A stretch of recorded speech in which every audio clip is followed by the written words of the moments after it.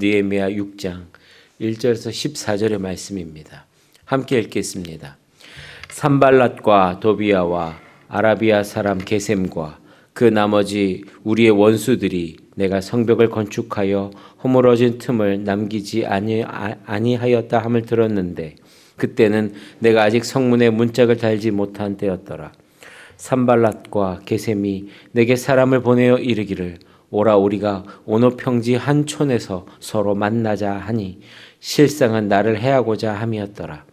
내가 곧 그들에게 사자들을 보내어 이르기를 내가 이제 큰 역사를 하니 내려가지 못하겠노라. 어찌하여 역사를 중지하게 하고 너희에게로 내려가겠느냐 하매 그들이 4번이나 이같이 내게 사람을 보내되 나는 꼭 같이 대답하였더니 산발랏이 5번째는 그 종자의 손에 봉하지 않은 편지를 들려 내게 보냈는데 그 글에는 이르기를 이방 중에도 소문이 있고 가스무도 말하기를 너와 유다 사람들이 모반하려 하여 성벽을 건축한다 하나니 내가 그 말과 같이 왕이 되려 하는도다. 또 내가 선지자를 세워 예루살렘에서 너를 들어 선전하기를 유다에 왕이 있다 하게 하였으니 지금 이 말이 왕에게 들릴지라. 그런즉 너는 이제 오라 함께 의논하자 하였기로 내가 사람을 보내어 그에게 이르기를 내가 말한 바 이런 일은 없는 일이요 내 마음에서 지어낸 것이라 하였나니 이는 그들이 다 우리를 두렵게 하고자 하여 말하기를 그들의 손이 피곤하여 역사를 중지하고 이루지 못하리라 함이라. 이제 내 손을 힘있게 하옵소서 하였노라. 이후에 무헤다벨의 손자 들라야의 아들 스마야가 두문불출하기로 내가 그 집에 가니 그가 이르기를 그들이 너를 죽이러 올 터이니 우리가 하나님의 전에 가서 외소 안에 머물고 그 문을 닫자. 저들이 반드시 밤에 와서 너를 죽이리라 하기로 내가 이르기를 나 같은 자가 어찌 도망하며 나 같은 몸이면 누가 외소에 들어가서 생명을 보존하겠느냐.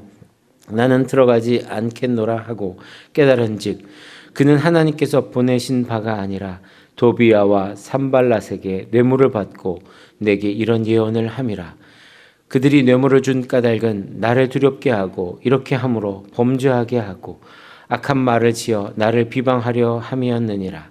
내 하나님이여 도비야와 산발랏과 여선지 노아다와 그 남은 선지자들 곧 나를 두렵게 하고자 한 자들의 소행을 기억하옵소서 하였노라. 아멘. 오늘 본문은 성벽이 거의 완성된 시점에 일어난 사건들을 전해주고 있습니다. 성벽은 거의 세워졌고 남은 일은 이제 문짝을 다는 일만 남았습니다. 원수들은 이제 끝났다고 여기면서 마지막 공격을 시작합니다. 돌을 쌓는 동안에도 방해는 있었지만 오히려 시작할 때보다 끝이 다가올수록 공격은 더 거세지고 교묘해졌습니다. 느헤미야 6장에서는 그들의 3가지 공격 패턴을 이렇게 보여줍니다. 첫 번째는 만남을 빌미로 한 유혹이었습니다. 그리고 2번째는 봉하지 않는 편지를 통해서 모함을 했습니다. 그리고 3번째는 거짓 선지자를 내세운 두려움을 주었습니다. 우리가 하나님을 섬기고 하나님께서 맡기신 일을 하려 할 때에는 반드시 방해가 옵니다. 오늘 본문은 바로 그 영적 전쟁의 실체를 보여주고 있습니다. 여러분, 우리를 넘어뜨리는 악한 세력들은요, 처음에는 외부에서부터 방해를 합니다. 그리고 겉으로 보이는 환경, 그리고 사람들, 상황을 통해서 우리를 흔들지요. 그러나 끝이 가까워오면 우리의 마음을 흔들고 관계를 흔들고 소문과 두려움으로 우리를 흔들어 놓습니다. 그런데 감사한 것은 오늘 본문에 보니까 하나님께서는 이 흔들림 속에서도 느헤미야를 붙들어 주셨다는 것입니다. 그리고 결국 이기게 하셨습니다. 오늘 본문을 통해 하나님께서 어떻게 느헤미야를 붙드시고 어떻게 이기게 하셨는지 살펴보면서 그 은혜를 우리 삶 가운데 적용해 보도록 하겠습니다. 첫째, 하나님의 유혹 안에서도 분별력을 주십니다. 2절과 3절 말씀을 함께 읽겠습니다. 산발랏과 게셈이 내게 사람을 보내어 이르기를 오라 우리가 오노평지 한 촌에서 서로 만나자 하니 실상은 나를 해하고자 함이었더라. 내가 곧 그들에게 사자들을 보내어 이르기를 내가 이제 큰 역사를 하니 내려가지 못하겠노라. 어찌하여 역사를 중지하게 하고 너희에게 내려가겠느냐 하매. 악한 세력들의 첫 번째 공격은 유혹이었습니다. 산발락과 게셈이 느헤미야에게 사람을 보내서 이렇게 말합니다. 오라 우리가 어느 평지에서 만나자. 겉으로 보기에는 대화하는 것처럼 보입니다. 협력하자라는 말처럼 들립니다. 그리고 문제 해결을 위한 회의를 하자 하는 것처럼 보입니다. 하지만 성경은 그들의 마음속에 그들의 속마음을 정확하게 보여주고 있습니다. 2절에 보니까 실상은 나를 해하고자 함이었다. 여러분 유혹은 늘 이렇게 다가옵니다. 대놓고 공격하지 않습니다. 항상 좋은 말, 좋은 의도, 좋아 보이는 명분으로 그렇게 찾아옵니다. 겉으로는 부드럽고 필요해 보이고 합리적으로 보이지만 궁극적인 목적은 사명을 잠시라도 멈추게 하려는 것입니다. 우리의 마음을 흔드는 가장 쉬운 방법은 우리를 완전히 무너뜨리는 것이 아니라 그 자리에서 조금만 내려오게 하는 것입니다. 여기에서 하나님께서 느헤미야를 붙드시는 방법이 드러납니다. 하나님께서는 그 자리에서 불을 내리시거나 그들을 태워버리시거나 원수들을 즉각 사라지게 하신 것이 아닙니다. 바로 느헤미야의 눈을 열어주셨습니다. 바로 분별력을 주셔서 유혹을 알아보게 하신 것입니다. 느헤미야의 유혹은 어떤 것입니까? 내려와라. 자리에서 내려오라는 유혹이죠. 협력하자. 명분을 앞세운 유혹이죠. 한번 만나자. 사명을 흔드는 유혹입니다. 하나님께서는 느헤미야의 눈을 열어주셨습니다. 그리고 이렇게 대답합니다. 나는 지금 큰 역사를 하니 내려갈 수가 없습니다. 여러분 이것은 내려갈 수가 없다라는 이 말 굉장히 중요합니다. 내가 바쁘다. 내가 시간이 없다. 너희가 싫다 이것이 아니었습니다. 하나님께서 주신 사명의 자리에서 내가 지금 내려갈 수 없다라고 말한 것입니다. 여러분 이것이 지혜요 분별력인 것입니다. 유혹은요 우리를 잠시 내려오라고 말합니다. 하지만 하나님께서는 그 자리를 지키라 말씀하십니다. 그러나 원수들은 포기하지 않죠. 4절을 보면은요 그들이 4번이나 이같이 사람을 보냈다라고 그렇게 말씀하고 있습니다. 여러분 유혹은 한 번에 끝나지 않습니다. 계속 반복되고 계속 설득하고 계속 흔들어 놓는 것이 유혹의 방법들입니다. 논리를 바꾸고 환경을 바꿔서 그렇게 다가오는 것입니다. 하지만 느헤미야의 대답은 변하지 않았습니다. 그 이유가 무엇입니까? 그의 성격이 강해서도 아니고 의지가 대단해서도 아닙니다. 하나님께서 그에게 분별력을 주신 것입니다. 사명의 우선순위를 흔들리지 않게 하셨기 때문입니다. 저는 이 장면을 보면서 가장 먼저 떠오르는 분이 있습니다. 바로 광야에서 시험 받으신 예수님입니다. 마귀는 예수님께 이렇게 3번 유혹을 합니다. 능력으로 해결해라. 돌로 떡을 만들어라. 그렇게 했죠. 그리고 성전 꼭대기에서 뛰어내려라. 너의 능력을 보여줘라. 저라면 세상에 영광을 주겠다. 내가 너를 높여주겠다라는 유혹으로 그렇게 사탄을 유혹해 왔습니다. 겉으로 보기에는 다 합리적이고 의미 있어 보이고 목적을 이루는 것처럼 보입니다. 하지만 예수님께서는 매번 그 유혹에 이렇게 대답하셨죠. 기록되었으되. 예수님의 유혹을 이기신 비결은 초자연적인 능력이 아니라 말씀 안에서 분별하시는 능력이었습니다. 마귀의 유혹은요, 예수님을 그 아들의 자리에서 끌어내리려는 유혹이었습니다. 하지만 예수님은 말씀 위에 서 계셨죠. 예수님께 말씀으로 분별하게 하신 분, 바로 우리 하나님이신 줄 믿습니다. 여러분, 우리에게도 유혹이 있습니다. 잠깐 쉬어도 된다. 이 정도는 괜찮아. 사람들을 다 이렇게 해. 이번만 넘어가면 돼. 유혹은 늘 우리의 예배의 자리, 기도의 자리, 말씀의 자리, 사명의 자리에서 조금만 내려와. 그렇게 유혹을 합니다. 하지만 하나님께서는 우리에게 유혹을 없애주시는 것이 아니라 유혹을 분별하게 하시는 분이십니다. 그래서 우리가 기도해야 될 것은 이 유혹을 치워주십시오가 아니라 하나님 분별하게 하여 주옵소서. 하나님께서 주신 지혜로 유혹을 분별하고 승리하는 우리 모두가 되기를 바랍니다.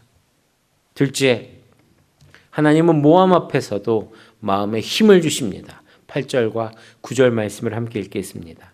내가 사람을 보내어 그에게 이르기를 내가 말한 바 이런 일은 없는 일이요 내 마음에서 지어낸 것이라 하였나니 이는 그들이 다 우리를 두렵게 하고자 하여 말하기를 그들의 손이 피곤하여 역사를 중지하고 이루지 못하리라 함이라. 이제 내 손을 힘있게 하옵소서 하였더라. 두 번째 공격은 무엇입니까? 바로 모함이었습니다.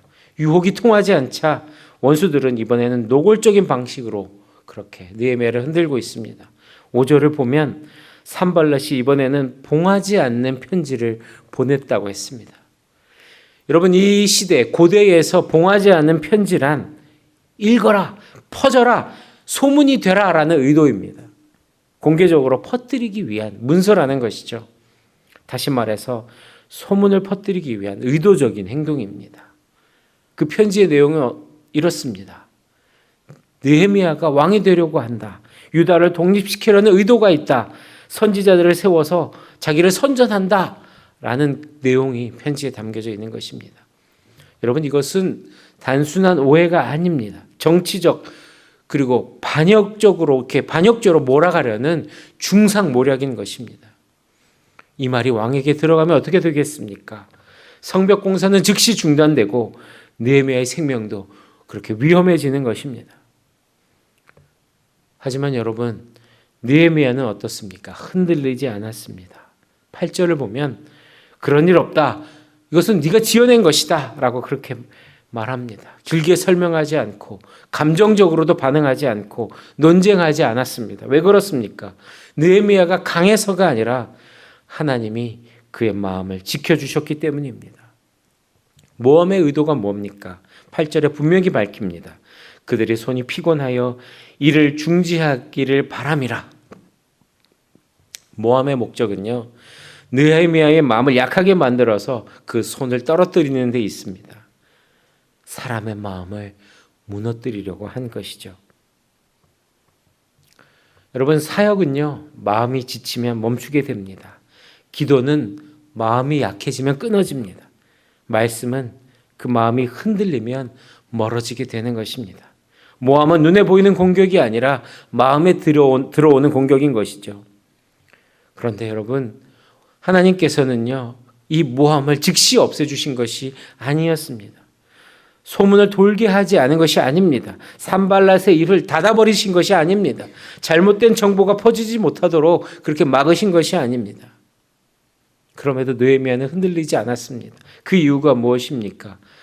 9절 하반절에 그 느헤미야의 기도가 나와 있습니다. 이제 내 손을 힘있게 하옵소서. 사람의 말은 그를 약하게 만들었지만 하나님께서는 거기에서 믿음의 힘을 주고 계십니다. 여러분, 이것이 바로 모함을 이기는 길입니다. 상황을 바뀌어서 이기는 것이 아니라, 사람이 해명해줘서 이기는 것이 아니라, 억울함이 풀려서 이기는 것이 아니라 하나님의 손이 그를 붙잡아 주셔서 그렇게 이기는 것입니다. 사람의 말 때문에 우리는 약해질 때가 있습니다. 내 손을 그렇게 떨어뜨리고 싶을 때가 있습니다. 우리는 이 말씀을 우리 마음에 새겨야 할 것입니다. 주님, 제 손에 힘 있게 하옵소서.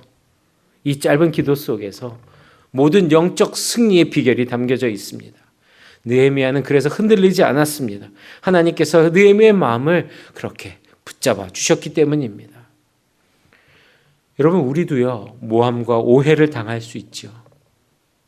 우리의 나에 대한 소문이 들어가고 내가 하지 않은 말들이 그렇게 왜곡되는 일들이 일어나고 관계 가운데서 오해가 생겨나고 사역 안에서 생기기 어려운, 그렇게 이해하기 어려운, 설명하기 어려운 그런 상처들도 우리에게 일어납니다. 하지만 안타깝게도 하나님은 우리의 상황을 즉시 바꿔주시지는 않습니다. 그 대신 먼저 하시는 것이 있습니다. 바로 우리의 마음과 손에 힘을 주시는 것입니다. 모함 속에서도 흔들리지 않는 마음을 주십니다. 주님, 내 손을 힘있게 하옵소서, 어떠한 모함 속에서도 흔들리지 않게 하옵소서, 이렇게 기도하는 우리 모두가 되기를 바랍니다. 셋째, 하나님은 두려움 앞에서 말씀으로 분별하게 하십니다. 12절에서 14절 말씀을 함께 읽겠습니다. 깨달은즉 그는 하나님께서 보내신 바가 아니라 도비야와 산발랏에게 뇌물을 받고 내게 이런 예언을 함이라. 그들이 뇌물을 준 까닭은 나를 두렵게 하고 이렇게 함으로 범죄하게 하고 악한 말을 지어 나를 비방하려 함이었느니라. 내 하나님이여, 도비야와 산발락과 여선지 노아다와 그 남은 선지자들 곧 나를 두렵게 하고자 한 자들의 소행을 기억하옵소서 하였노라. 세 번째 공격은 무엇입니까? 바로 두려움입니다. 유혹보다 강하고 모함보다 더 깊고 우리의 마음을 직접 겨냥하는 그런 공격이지요. 10절을 보면은요, 스마야라는 사람이 등장합니다. 스마야는 느헤미야 시대에 있었던 종교 지도자로 보입니다. 겉으로는 기도하는 사람처럼 보였습니다. 종교적인 행위를 잘 알고 있었습니다. 그런데 실제로는 어떻습니까? 산발락과 도비야에게 매수되어서 느헤미야를 두렵게 만들고 죄에 빠지게 한 거짓 선지자였습니다. 느헤미야는 은밀히 느헤미야에게 그렇게 스마야는 말합니다. 그들이 너를 죽이려 올 것이다. 하나님의 전, 그것도 깊은 방으로 피하자. 이 선지자 같은 사람이 영적인 말을 하고 있는데, 그리고 도움을 주는 말을 하고 있는데 이게 얼마나 그 마음 가운데 조언같이 들리겠습니까? 그런데 스마야가 제안한 장소는요, 성전 외소입니다. 여기는요, 제사장만 들어갈 수 있는 공간입니다. 느헤미야가 들어가면 말씀을 어기게 되고 율법을 어기게 되는 그런 자리였습니다. 그런데 여기에서 하나님께서 느헤미야를 붙들어 주시는 방식이 또 나타납니다. 하나님께서는 두려움을 없애주시는 것이 아니라 위험을 사라지게 하신 것이 아니라 느헤미야에게 말씀을 기준으로 분별하게 하셨습니다. 그리고 그 두려움을 이겨내게 하셨습니다. 느헤미야는 말합니다. 나는 들어가지 않겠다. 왜냐하면 하나님은 그 순간에 느헤미야에게 말씀의 경계선, 여기는 들어가면 안 되는 자리, 선을 지키도록 그렇게 분명히 깨닫게 해주신 것입니다. 여러분, 두려움이 무서운 이유는요, 사실 여부 때문이 아닙니다. 두려움은 사람을 말씀이 아닌 감정적으로 선택하게 만들기 때문입니다. 왜 그렇습니까? 살아야 하니까, 상황이 너무 두려우니까, 피해야 하니까요. 합리적으로 보이죠. 두려움 앞에 서면 말씀은 뒤로 밀리게 되는 것입니다. 스마야가 말한 목적도 이것입니다. 13절에 보니까 나를 두렵게 하고 범죄하게 하려 함이었다라고 그렇게 얘기합니다. 이 두려움의 최종 목표는 뭡니까? 바로 죄입니다. 우리를 범죄하게 만드는 것입니다. 말씀을 벗어나게 하는 것입니다. 그것을 근거로 비방하게 하려는 것입니다. 따라서 하나님께서는 느헤미야의 감정을 지켜주신 것이 아니라 말씀을 기준으로 판단하여서 그렇게 선을 지키게 하심으로 두려움을 이기게 하셨습니다. 우리에게 두려움이 올지라도 하나님께서는 그 두려움이 하나님으로부터 말미암은 것인지 아니면 원수가 만들어내는 소리인지 분별하게 하시는 것입니다. 12절을 보니까 이는 하나님께로부터 오지 않은 줄 내가 깨달았음이라 라고 말하고 있습니다. 이 깨달음이 바로 하나님께서 주신 바로 말씀의 분별력인 것입니다. 영적인 조언처럼 보였지만 실상은 산발락과 도비야에게 매수된 거짓 예언자 스마야의 말이었습니다. 하나님은 느헤미야의 귀를 막아주시는 대신에 말씀으로 진짜 목소리와 거짓 목소리를 구분하게 하신 것입니다. 여러분, 우리도요, 살아가다 보면은 스마야와 같은 사람들을 만납니다. 큰일 난다, 망한다, 위험하다, 지금은 피해야 한다. 그리고 그 말이 너무나 그럴듯하게 들리고 합리적으로 보이기도 합니다. 그리고 신앙적인 언어를 입어서 그렇게 우리를 유혹하기도 합니다. 하나님께서는요, 그때에 역사하십니다. 말씀의 기준을 분명히 기억나게 하심으로 우리가 흔들리지 않게 하십니다. 두려움이 우리에게 닥쳐올 때에 이렇게 기도합시다. 두려움을 없애주십시오가 아니라 주님, 말씀을 따라 선택하게 하여 주옵소서. 하늘의 지혜를 주옵소서. 하나님의 것을 선택할 수 있도록 도와주옵소서. 그렇게 함께 기도할 수 있게 되기를 바랍니다. 말씀을 맺겠습니다. 오늘 본문은 우리가 당하는 시험과 흔들림 속에서 하나님께서 우리를 어떻게 붙드셨는지 그리고 일기하셨는지 분명히 보여주십니다. 하나님께서는 유혹을 없애주신 것이 아닙니다. 대신 분별력을 주셨습니다. 모함을 막아주신 것이 아닙니다. 대신에 마음의 힘, 손의 힘을 주셨습니다. 그리고 두려움을 오지 않게 하시지 않은 것이 아니라 말씀을 기준으로 분별하게 하셨습니다. 결국 느헤미야는 사람이 만든 그 흔들림 속에서 하나님께서 주시는 힘으로 자리를 지켰고 사역을 이어갔고 성벽을 끝까지 완성했습니다. 결국 승리는 환경의 변화에서 온 것이 아니라 하나님의 도우심에서 온 것입니다.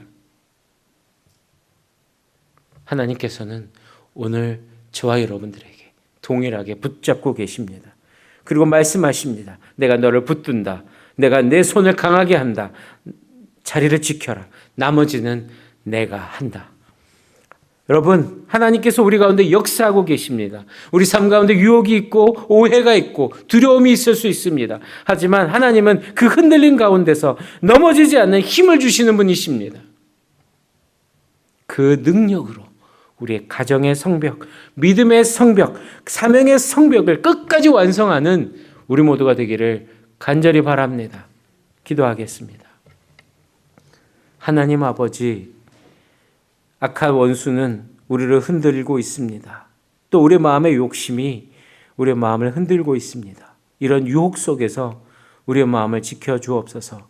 그 유혹 앞에 분별력을 주시고 모함과 오해 앞에서는 마음의 힘을 주시며 두려움 앞에서는 말씀을 기준으로 서게 하여 주옵소서.